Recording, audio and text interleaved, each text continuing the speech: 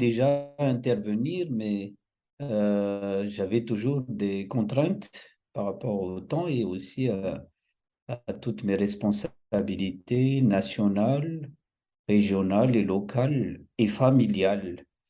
Mais vous faites aussi partie des priorités que moi aussi, je me suis engagé. Donc voilà, au niveau de la région sud-ouest, je suis l'aumônier des Recording jeunes. in progress. Et avant d'être à la région sud-ouest, j'étais à la région sud-est en tant que pasteur de la FPMA Grenoble. Et en même temps, j'étais aumônier des jeunes. Donc à chaque fois, je me suis engagé auprès des jeunes. Avant même de venir en France, j'ai eu une affectation à l'Église réformée de France au Maroc en tant qu'aumônier des jeunes. Donc, comme vous voyez, euh, je me suis toujours engagé auprès des jeunes et j'aimerais toujours partager des moments, hein, comme je le fais maintenant ici sur Bordeaux avec l'Église FPMA. Euh, il y a la cellule de prière adolescent, et il y a les VDJ, les SDJ, euh, qu'on fait sur place. Et récemment, on a étudié sur le thème jeunes chrétiens amoureux. Bon, je ne vais pas prendre ce thème-là aujourd'hui parce que aujourd'hui, c'est spécial. C'est la théologie de la prospérité. C'est vous qui m'avez demandé, hein, j'ai pas fait ce choix, mais ça tombe bien puisque c'est très important qu'on communique aussi cette théologie de la prospérité, surtout nous en Occident, euh, qui sommes dans cette société où nous vivons et en même temps nous sommes issus des églises de l'immigration. Mais la FPMA est une église qui est née en France, c'est ça la différence. Mais il y a les églises qui viennent de Madagascar, par exemple, et qui s'implantent ici. Et il y a aussi les autres églises d'Afrique, de la Chine, de la Corée, des Amériques, vous voyez, qui s'implantent ici en France comme en Occident. Bref, c'est une introduction qui pourrait aussi intervenir dans ce que je vais partager. Voilà. Donc, euh, il y a ce verset. J'ai fait exprès de choisir ce verset, mais c'est un verset que la théologie de la prospérité, comme vous voyez le mot prospère, euh, est bien mentionné. C'est un verset qui est cher, que la théologie de la prospérité s'appuie vraiment. Donc, dans cette étude ou ce partage, nous allons voir deux parties. La première partie, c'est la théologie de la prospérité proprement dite. Qu'est-ce qui est autour de cette théologie de la prospérité? Et en second lieu, nous allons voir, puisqu'on parle de prospérité, la prospérité selon l'Évangile, parce que c'est biblique, la prospérité.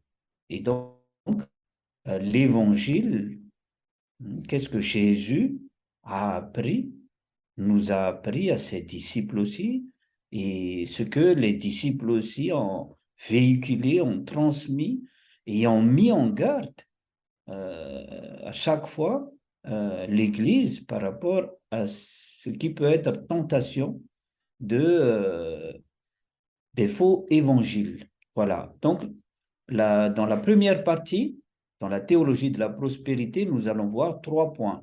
La conviction théologique de cette pensée-là.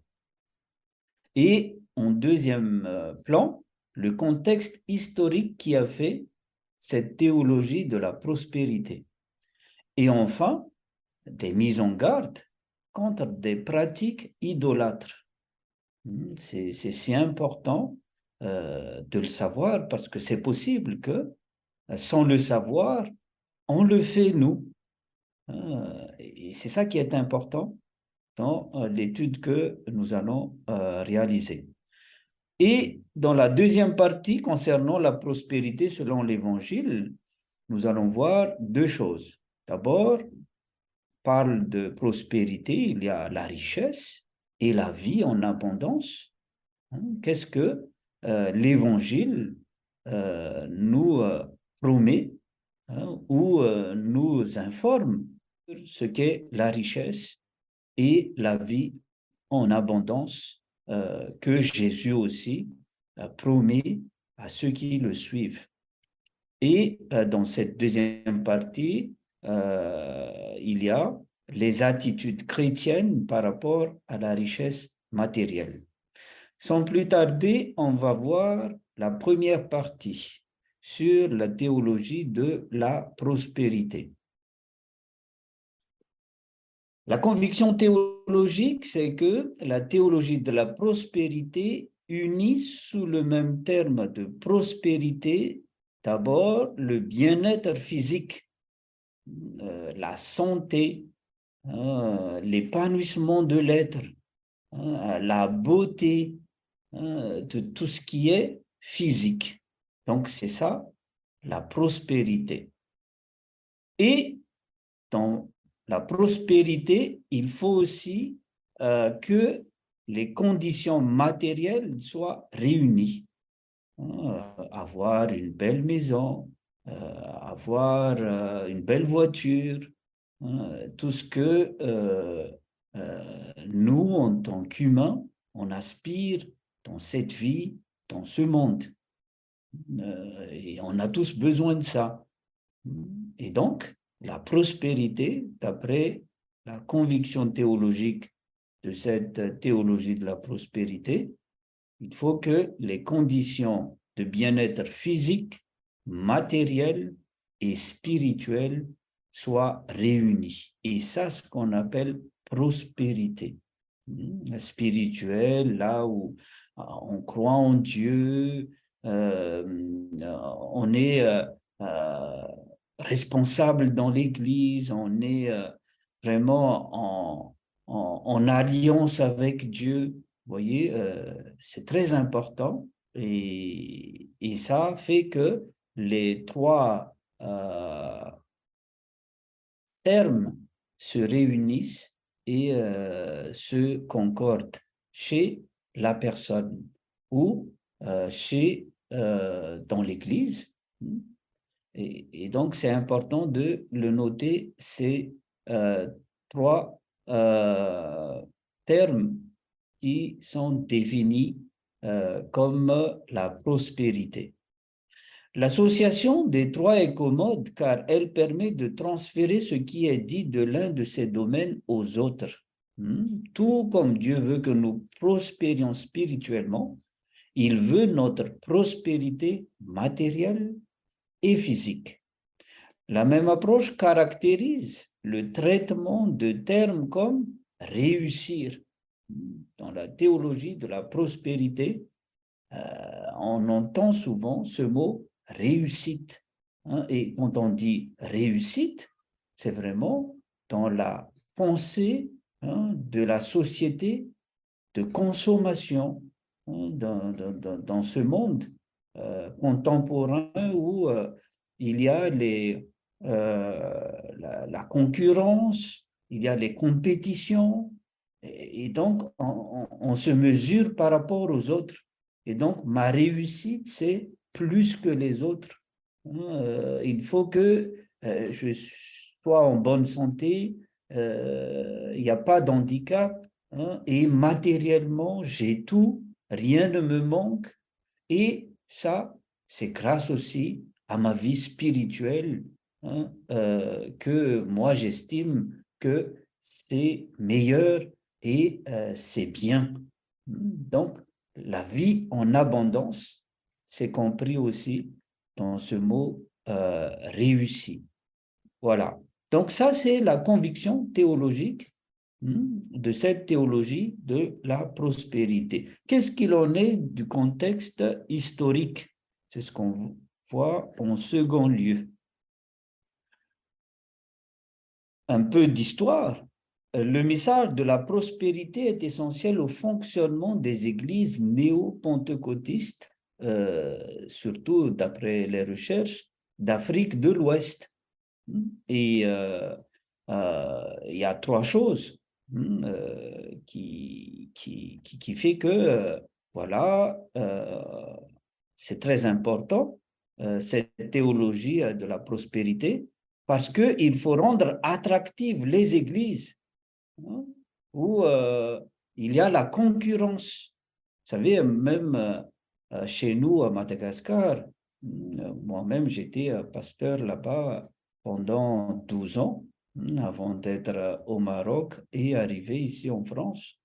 Pendant ces 12 années de ministère pastoral, j'ai constaté qu'il y a plusieurs églises qui s'émergent et il y a vraiment la concurrence qui a le plus d'adhérents. Quelle est l'église qui est la plus grande? C'est ça, il y a la concurrence. Et ce qui fait que il y a cette compétition d'églises et la théologie de la prospérité va bien dans ce sens-là pour ces églises qui sont en compétition. Et donc, l'objectif, c'est de rendre attractives les églises qui le prêchent dans un espace public concurrentiel. Et après, pour réaliser cela, c'est favoriser leur croissance financière en maximisant les offrandes. Il y a les offrandes pour que voilà, l'Église soit vraiment riche. Je parle de financièrement. Et vous voyez, les responsables d'Église, les leaders d'Église, ils sont même protégés par des gardes du corps. On en voit dans ces réseaux sociaux où c'est comme presque un président de la République. Et tout ça, il y a la maximisation des offrandes et vraiment donner, parce que c'est ça la prospérité. Il n'y a pas d'église qui est pauvre. Et ça fait partie toujours de cette vision pour rendre attractives les églises qui le prêchent. Et le troisième euh, conviction aussi, pour le contexte historique de cette théologie de la prospérité, c'est réguler la distribution de l'autorité religieuse. Il y en a seulement qui ont cette autorité. Et la place des leaders de l'Église, que ce soit pasteur ou un autre nom, vous voyez, vous entendez plusieurs noms de leaders dans l'Église, et il y en a qui ont de l'autorité, il y en a qui n'ont pas de l'autorité dans l'Église. Et donc, réguler aussi la distribution de l'autorité religieuse. Voilà un aperçu de la théologie de la prospérité selon la conviction théologique et aussi le contexte historique qui est important avant de voir vraiment qu'est-ce qui est à dénoncer ou pour que l'Église soit mise en garde, nous qui des fois sont tentés à tous ces spectacles ou ces manifestations qui frappent les yeux, mais où on parle de Dieu, où on parle de Jésus, qui nous séduit, mais au fond, est-ce que c'est vraiment la voix du Seigneur? Et moi, j'étais attentif à votre prière tout à l'heure. À chaque fois, vous avez évoqué la volonté de Dieu, hein, pour que ce que le pasteur dit soit selon ta volonté, pour que tout ce que nous allons partager soit selon ta volonté, selon ta volonté, selon ta volonté. Mais où est donc la volonté de Dieu? Parce que ces convictions théologiques, c'est aussi dans la Bible, hein. C'est inspiré bibliquement. C'est pour ça que je vous ai partagé un de ces versets qui sont chers à la théologie de la prospérité, qui est dans la troisième lettre de Jean, le verset 2. Il n'y a pas de chapitre.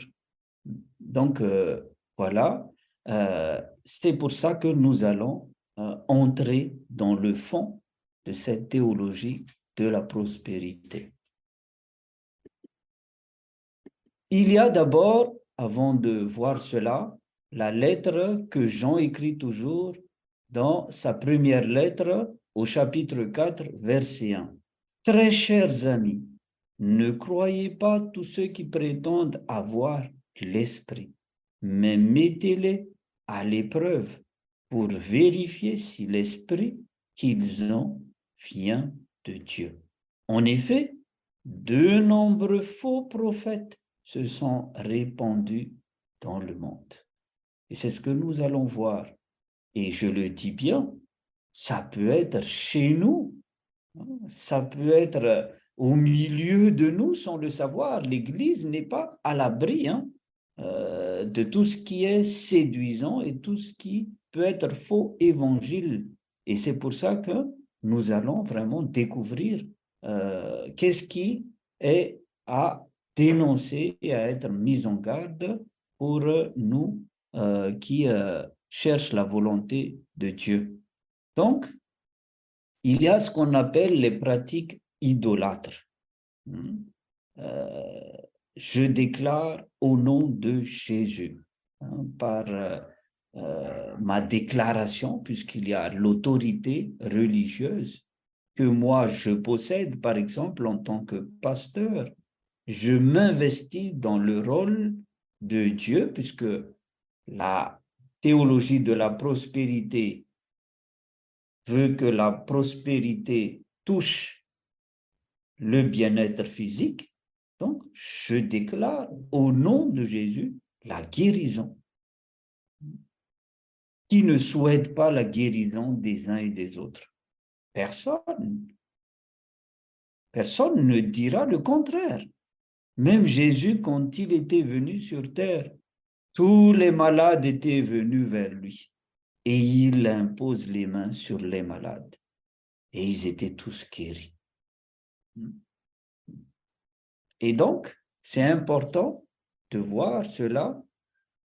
Je déclare au nom de Jésus en mariage, le bien-être matériel. Vous voyez, nous qui sommes, vous plutôt pas nous, vous qui vous qui êtes célibataire et qui prient vraiment, Seigneur, quelle est ta volonté pour moi? Est-ce que c'est telle fille, tel garçon? Et là, on a hâte de le savoir. Je déclare au nom de Jésus ta voiture pour que tu sois voilà, béni par le Seigneur pour voilà, telle voiture. Je ne vais pas dire les marques parce que vous êtes plus fort que moi pour savoir toutes ces marques de voitures. Mais qui est-ce qui déclare? C'est là la question. Et c'est pour ça que il faut faire attention à des pratiques idolâtres. Inconsciemment, on le fait. Qui est-ce qu'il déclare? Jésus ou moi? Parce que c'est moi qui dis, je le déclare. Vous voyez? Et c'est ce qu'on entend. Il y a la puissance. Même si dans la Bible, il y a Jésus qui impose les mains, il y a cette tentation d'exiger la volonté de Dieu. C'est comme si on dit à Dieu, ben, je télécommande et toi, tu fais sortir tout ce que euh, j'ai envie ou tout ce dont j'ai besoin. Vous voyez, c'est à réfléchir puisque c'est là les pratiques idolâtres. D'ailleurs, dans Actes chapitre 8, je ne sais pas si vous avez déjà lu ce passage, il y a Simon le magicien. Et quand les apôtres sont venus dans la ville où il exerçait euh, son métier, alors il a cru en la parole des disciples et il s'est fait baptiser.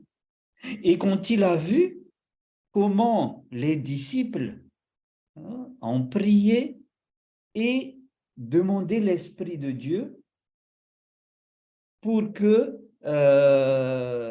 tous les baptisés reçoivent le Saint-Esprit, alors lui, il a demandé aussi aux disciples, tiens, je vous donne de l'argent, donnez-moi aussi de cet esprit-là. Je ne sais pas si vous avez déjà rencontré cette histoire, mais lui qui était baptisé déjà, il était séduit par les manières dont les apôtres ont accordé l'Esprit Saint en demandant à Dieu pour ceux qui sont là, l'Église à l'époque.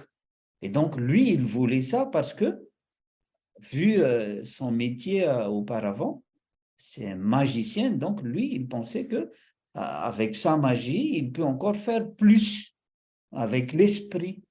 Vous voyez, et c'est ce que les apôtres lui ont dit, ben, tu sais pas la volonté de Dieu. Hein, l'esprit ne s'achète pas.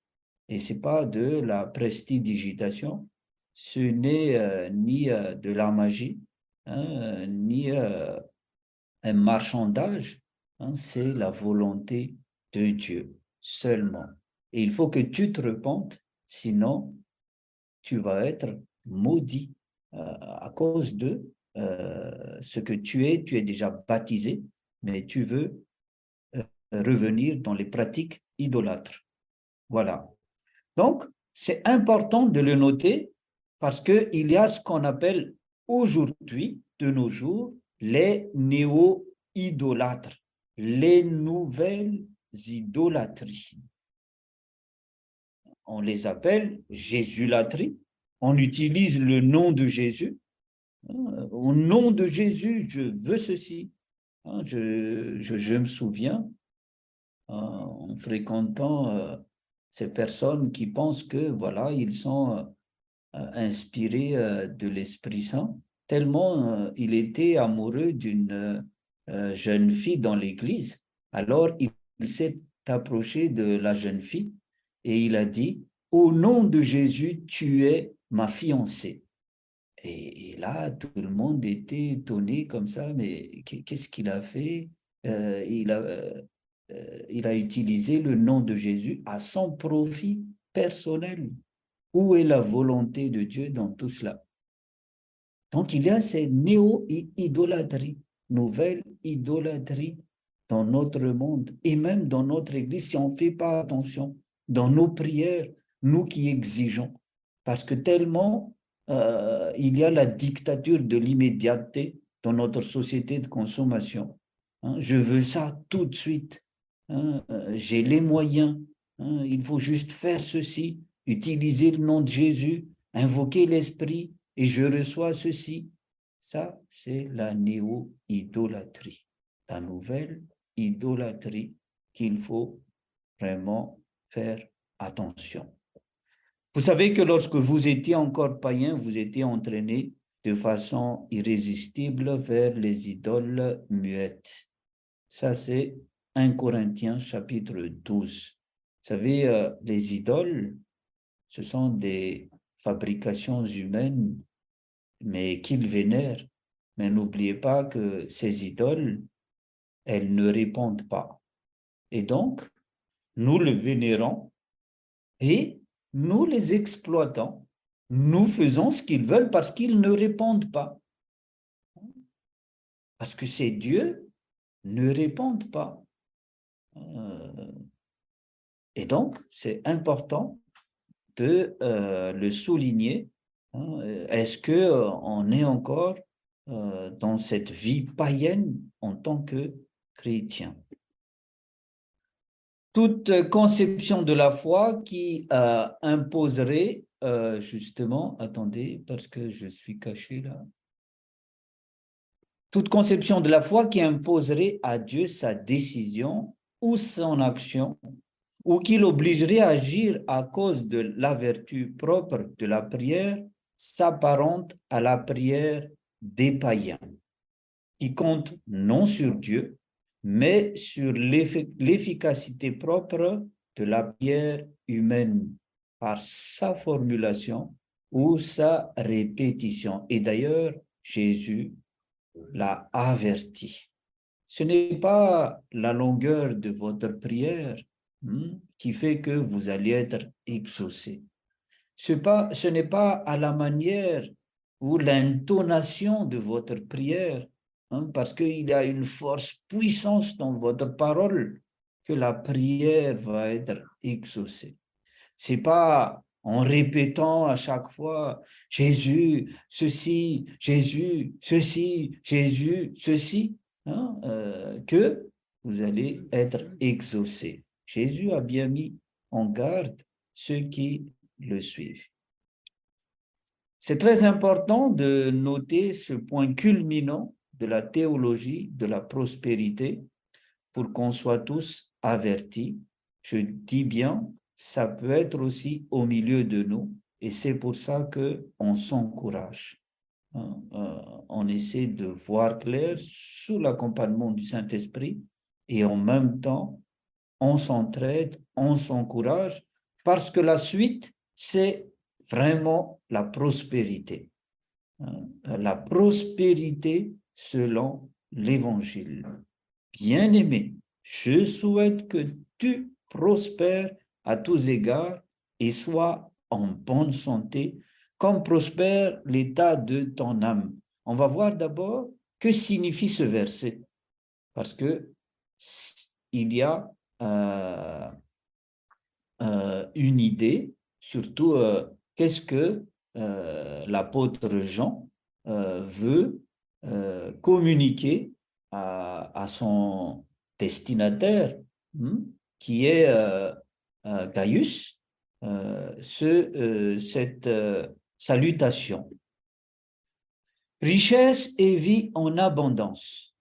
Prospérer à tous égards est une salutation conventionnelle où l'on souhaite,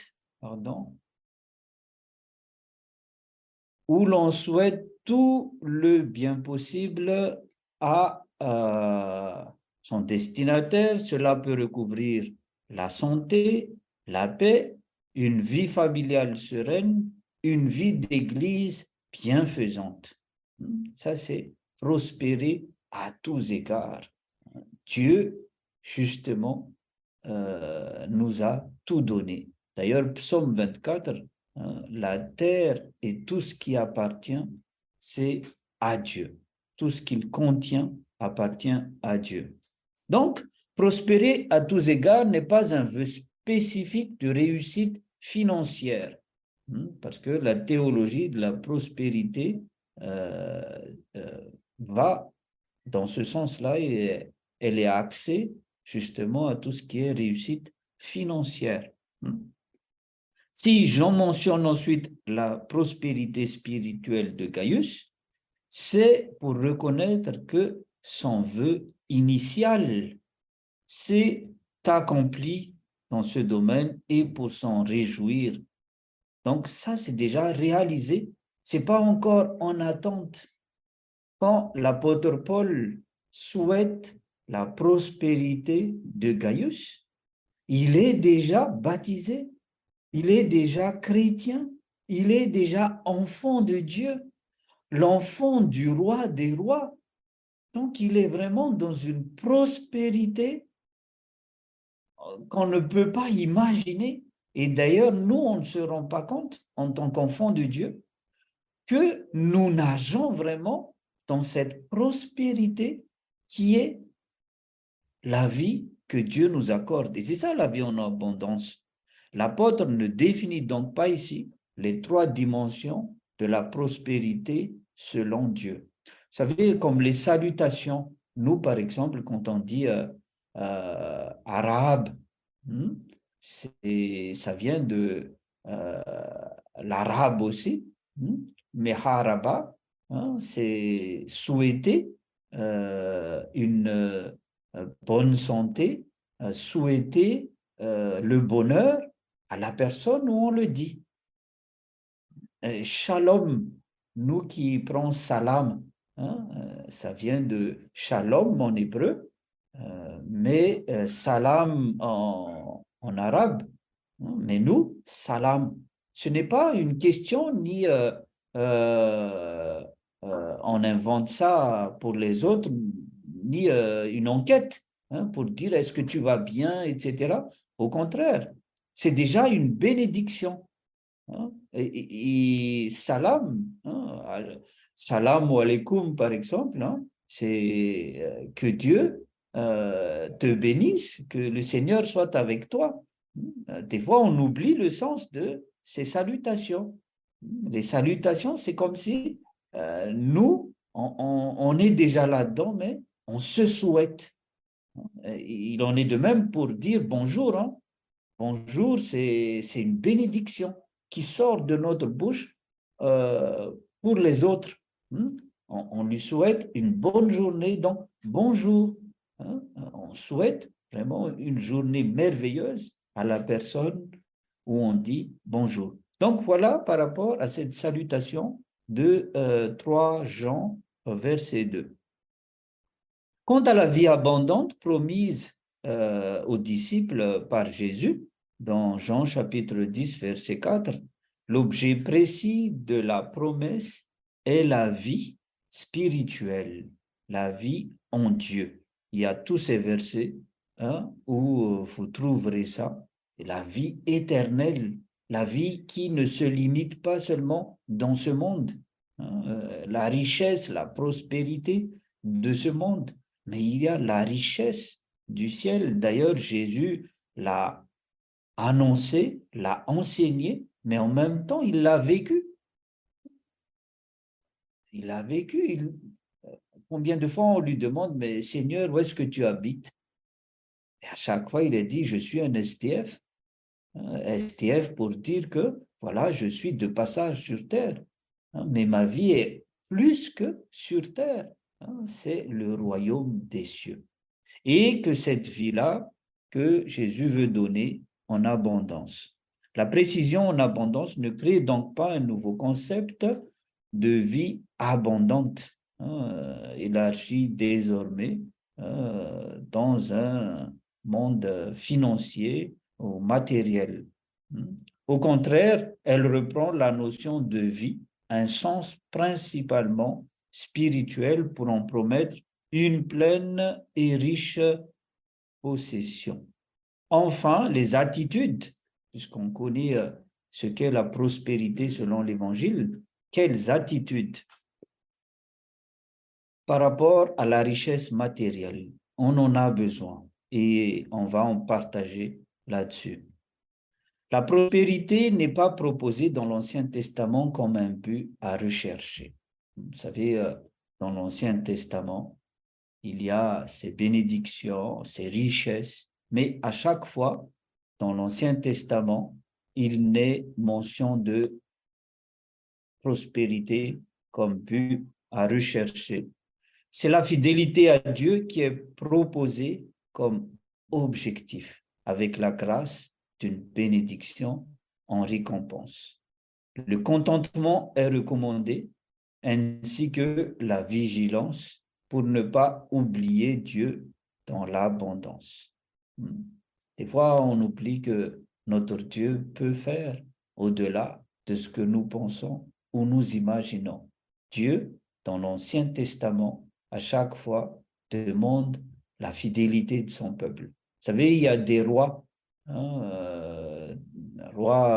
le premier roi d'ailleurs, premier roi d'Israël, Saül, pourquoi Dieu euh, Dieu ne l'a plus choisi, mais il a choisi David. Alors que Saül était toujours au pouvoir. Mais il a choisi David, lui qui était un gamin. Parce que lorsque vous lisez l'histoire de ce premier roi, il a réussi, il a toujours été obéissant à la volonté de Dieu. C'est pour ça qu'il a gagné contre les ennemis, mais il n'a pas obéi justement au commandement de Dieu parce qu'il voulait être enrichi spécialement alors que Dieu lui a déjà tout donné. Donc, juste pour une petite chose, disons petite chose, mais aux yeux de Dieu, c'est l'infidélité. C'est pour ça qu'il a été renié par Dieu. Jésus met en garde contre la ruine éternelle d'une vie qui fait de la richesse matérielle son objectif. Pour ça que Jésus dit toujours, là où est ton trésor, là aussi est ton cœur. Il avertit ses disciples contre le pouvoir de l'argent qu'il personnifie comme une idole redoutable. Lorsque l'argent prend la place dans notre cœur, il envahit notre âme et nous oblige dans toutes nos actions à le chercher parce que on le recherche. Il est notre maître et voilà, on utilise même le nom de Jésus, le nom de Dieu pour l'avoir. C'est pour ça que Jésus dénonce justement le pouvoir de l'argent que nous personnifions comme une idole. Il présente par sa vie et son enseignement, c'est ce que j'ai dit tout à l'heure, un modèle dont les valeurs sont le service et le don de soi. C'est ce que nous aussi, au sein de la FPMA, favoriser le don de soi et invite à privilégier le trésor dans les cieux. Ça crée aussi une paix intérieure en nous lorsque la confiance et la dépendance en Dieu priment dans notre vie spirituelle, alors nous sommes en paix aussi. Et Dieu peut faire au-delà de ce que nous pensons, comme je le dis, ou nous imaginons d'après la parole de Dieu. Jésus n'appelle pas ses disciples à nier ou à rejeter le monde matériel, au contraire. C'est pour ça qu'on étudie, c'est pour ça qu'on travaille, c'est pour ça qu'on nettoie la maison, c'est pour ça que nous nous occupons de l'écologie, mais à faire un choix clair, celui d'aimer Dieu de tout leur cœur, de toute leur âme et de toute leur pensée, et à vivre dans la vigilance afin d'échapper aux pièges séduisants et trompeurs du matérialisme. À Dieu seul soit la gloire. Amen. Bonsoir. Merci beaucoup, Pasteur. Merci beaucoup, Pasteur, pour le partage, qui était très intéressant. Moi, j'avais une question sur est-ce que du coup, prôner la théologie, à partir du moment où une communauté ou une église, ou peu importe le nom que ça s'appelle, prône la théologie de la prospérité, est-ce que c'est une secte ou pas? Merci pour la question et bonjour, c'est vrai. Comme nous avons dit tout à l'heure, il y a les pratiques idolâtres. Et donc, s'il y a cette notion ou cette église qui prône la théologie de la prospérité, l'église doit être mise en garde. Quand je parle d'église, les églises traditionnelles, comme nous, la FPMA, on fait partie des églises traditionnelles. Il faut qu'on soit averti parce qu'on a dit il y a la prospérité selon l'évangile et non pas la théologie de la prospérité. Je ne sais pas si vous avez saisi la différence parce que si on va vraiment dans le vif du sujet, les églises qui font cette approche-là. Il y a les pratiques idolâtres, vous voyez. Et quand on dit l'idolâtrie, est-ce qu'on va encore dire que c'est une église? C'est à vous de répondre à cela. Vous avez la réponse ou vous avez besoin encore d'éclaircissement?